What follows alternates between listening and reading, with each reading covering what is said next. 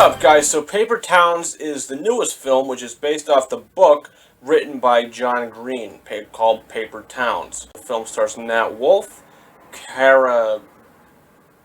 I'm not even going to try to pronounce her last name. Just for the film's sake, we'll call her Margot. What the plot of the film basically is Nat Wolff's character and Margot have this, sort of friendly relationship. She moves into the neighborhood when they're younger, and, they become friends, and they're hanging out all the time, and they're doing all sorts of things, and then they kind of fade apart. And then one night, she comes into his window, and they go on a night of mischief and all this sort of stuff, and then the next day, she's gone. She's nowhere to be seen. No one knows where she's at. And then Nat Wolff's character finds clues that maybe she left behind for him to find her.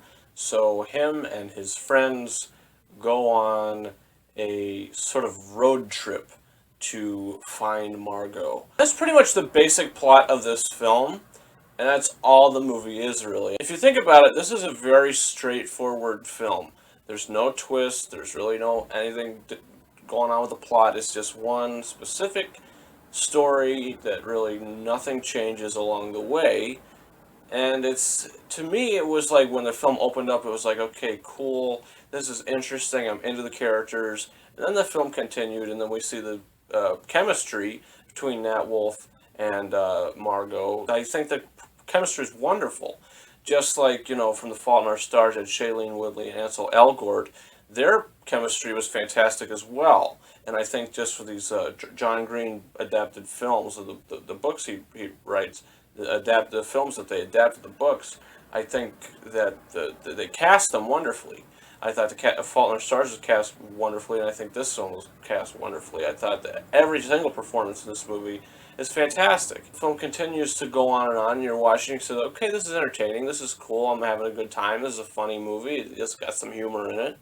And then you're really interested, you're really invested into the story and what's going to happen next, and you're watching, you finally get to the end of the film, without any spoilers, obviously, but you get to the end of the film, you're watching it, and you go,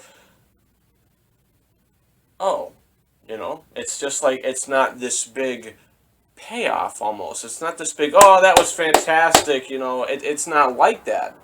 It's more of like a very subtle ending. And for me, it was just kind of underwhelming the way the film ended. I was maybe expecting more. I was just like, okay, so I sat in this auditorium movie theater for, what, an hour and a half or something, just to wait to see how this film was going to resolve, because I was so into the characters and the chemistry between the two lead characters.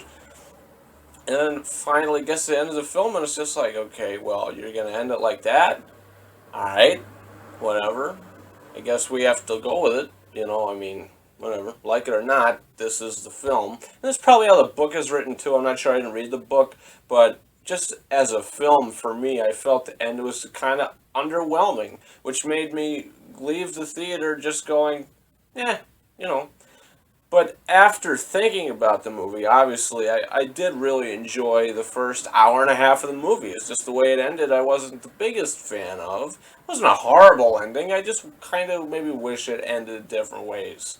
But, whatever, that's what we have. I liked the film, though. I didn't think it was a bad movie. I liked it. I think if you want to take your date to see it, it'll be fun. I don't know if it's a good family film. I mean, if you want to see a family film, maybe Inside Out is still in your theater. You go check that out. That's a great movie. But it's a nice movie. If you like The Fault in Our Stars and you're a fan of the John Green, novels, and you like the book Paper Towns, then I think you could enjoy the film. I think you could enjoy this movie because I did. And, for me, Fault in Our Stars is one of my favorite movies of last year. And this film, I don't know if it's one of my favorites of this year, but it is really good. It's on the good side. It's on the very good side, actually. I did really enjoy it. And I think I'm just going to give Paper Towns 3.5 out of 5 stars. I did enjoy it. It did kind of slow down towards the middle of the movie. It just kind of, comes to a stop for, a little bit, and then it continues. The middle of the film it's kind of slow.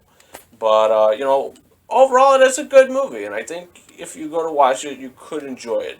But guys, do you plan on seeing Paper Towns? Comment your thoughts in the comment section and let me know what you think about the film. Also subscribe to this channel. I'll be posting my review for Southpaw. That'll be up today. I'm going to try to get to see Mr. Holmes. I'm going to review Vacation that's coming out. Mission Impossible Rogue Nation. Also, Blu-ray unboxing is coming up in the future. You have Unfriended coming like the 11th or 12th of August, so that'll be good. September 15th, you have Cinderella and Furious 7. Also, Mad Max Fury Road is coming out on September 1st. Am I going to pick that one up? I'm not entirely sure yet. We'll see. And then they just announced yesterday that Avengers Age of Ultron is coming to Blu-ray on October 2nd, which is a Friday. So, obviously I'll have an unboxing up for that. Also, please follow me on Twitter. The link is in the description of this video. And Facebook, you could like my Facebook review page as well. The link is also in the description of this video. And guys, thank you very much for watching this review, and I hope you subscribe. Over and out. You have to get lost before you find yourself.